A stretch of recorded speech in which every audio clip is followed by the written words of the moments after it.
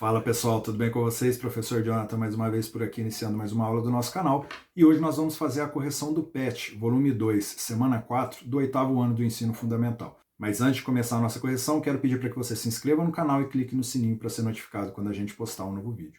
Agora sim, bora para a correção.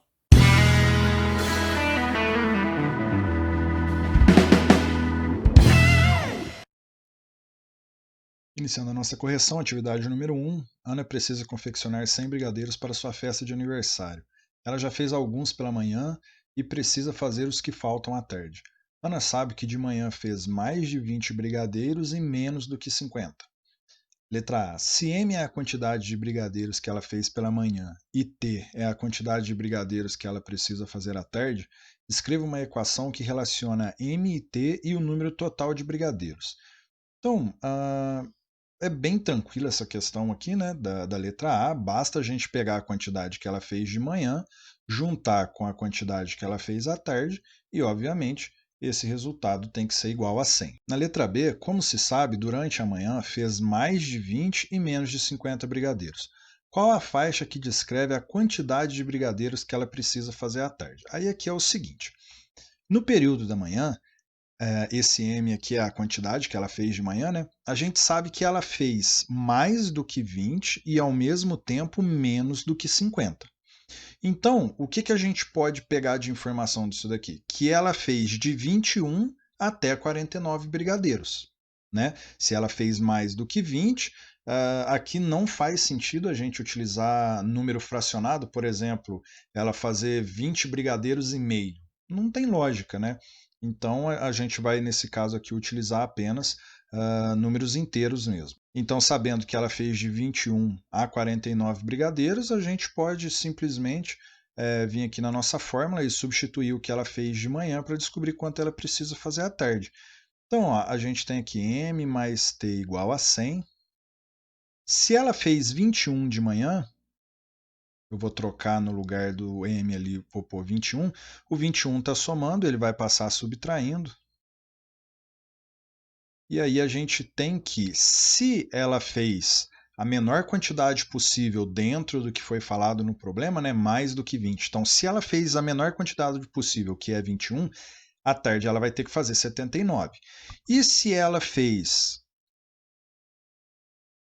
a maior quantidade possível, que no caso é 49, aí a gente vai substituir aqui na fórmula agora o 49, né? Ele está somando, ele vai passar subtraindo. 100 menos 49, 51. Então, ou ela tem que fazer entre 51 e 79 brigadeiros, porque aqui a gente sabe que ela fez de 21 a 49, mas tem que ficar claro, né, que pode ter sido 22, 23, 24, 25, enfim. Então, com base nesses dados, se ela fez a menor quantidade possível, que é 21, a maior quantidade que ela vai ter que fazer é 79. Se ela fez a maior quantidade possível de manhã, que no caso é 49, à tarde ela vai ter que fazer 51. Então a gente pode colocar aqui, à tarde ela deverá fazer entre 51 e 79 brigadeiros, tá certo? Na atividade 2, um músico precisava viajar a trabalho e levar uma guitarra e um contrabaixo elétrico. Ele sabe que os dois instrumentos juntos pesam 10 quilos e que o contrabaixo é mais pesado que a guitarra e que o peso da guitarra é de, pelo menos, 3 quilos. Quais são os possíveis pesos do contrabaixo? Então, as primeiras informações que a gente tem desse problema é o seguinte: a guitarra mais o contrabaixo tem peso igual a 10 quilos, né? Foi isso que ele falou aqui. Nós sabemos também que o contrabaixo é mais pesado do que a guitarra e também que a guitarra pesa pelo menos 3 quilos. Isso quer dizer que, no mínimo, ela pesa 3, mas pode pesar um pouquinho mais.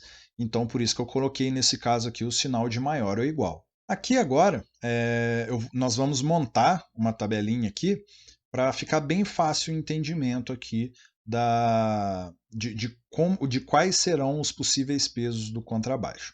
Nós sabemos que a guitarra pesa pelo menos 3 quilos, então a gente vai colocar 3 aqui. Se a guitarra pesa 3, o contrabaixo pesa 7. Agora, analisa comigo o seguinte. Ele fala que o peso dos dois somados resulta em 10. Porém, o contrabaixo é mais pesado que a guitarra. Então, essa situação aqui, ó, os dois pesar 5 nunca poderia acontecer. Por quê? Porque o contrabaixo é mais pesado que a guitarra. Então, concorda que esse aqui é o limite, né? Aqui no caso, os dois são iguais. Se eu tirar qualquer coisinha aqui da guitarra e acrescentar no contrabaixo, aí é possível.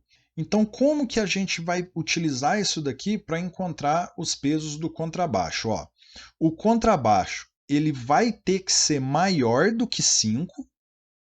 Por que, que ele tem que ser maior do que 5? Porque se ele for 5, a guitarra vai ser 5. E isso não pode acontecer porque a gente sabe que o contrabaixo é mais pesado que a guitarra. Então, o contrabaixo, o menor peso que a gente colocou aqui é 5, mas a gente sabe que isso não pode acontecer. Tá? Então, tem que ser um valor maior que 5. Pode ser 5,000001, mas tem que ser maior do que 5.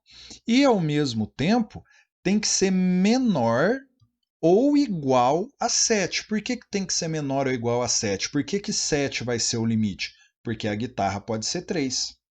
Tá? Então, fazendo essa tabelinha aqui facilita bem a gente encontrar o resultado, né, o valor aqui que o contrabaixo pode atingir. Na última atividade, 3 dados têm o mesmo peso de uma bolinha de gude. Sabendo que uma bolinha de gude pode pesar mais que 100 gramas e menos que 300 gramas, quais os possíveis valores para o peso de um dado?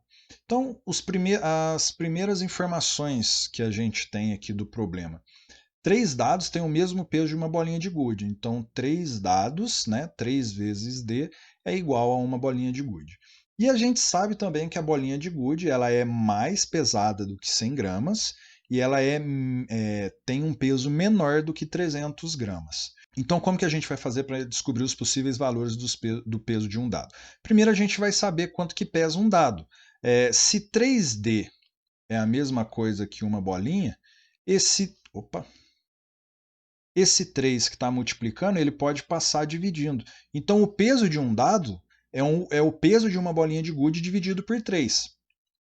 A gente sabe que a bolinha pesa mais do que 100 e menos do que 300, mas eu vou utilizar exatamente o 100 e o 300, porque aí eu mantenho o maior e menor sem colocar a igualdade. Então, como assim, né, para não ficar muito confuso?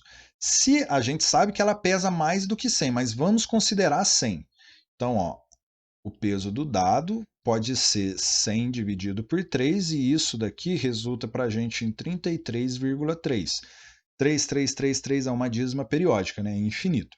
Isso a gente sabe que é maior do que 100. A gente está considerando 100 aqui, mas esse valor aqui não pode ser o peso do meu dado. O peso do meu dado é maior que isso daqui.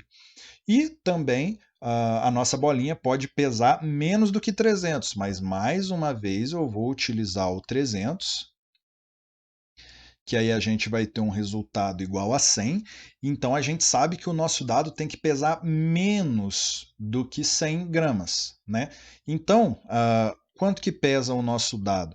Ele pesa mais do que 33,3 e, ao mesmo tempo, ele pesa menos do que 100 gramas, que foi o que eu coloquei aqui. Né? O nosso dado ele é maior do que 33,33333 e, ao mesmo tempo, ele é menor do que 100 gramas, tá certo? Então essa foi a nossa correção do PET, volume 2, semana 4 do 8º ano do ensino fundamental. Espero que vocês tenham gostado. Qualquer dúvida que vocês tiverem é só colocar aqui nos comentários, que assim que for possível eu respondo para vocês. Gostaria de pedir que vocês deixassem um like no vídeo e também compartilhassem com seus amigos. E logo logo a gente volta com a correção das atividades do PET 3, que está por vir por aí, tá certo? Então é isso, muito obrigado, até a nossa próxima aula.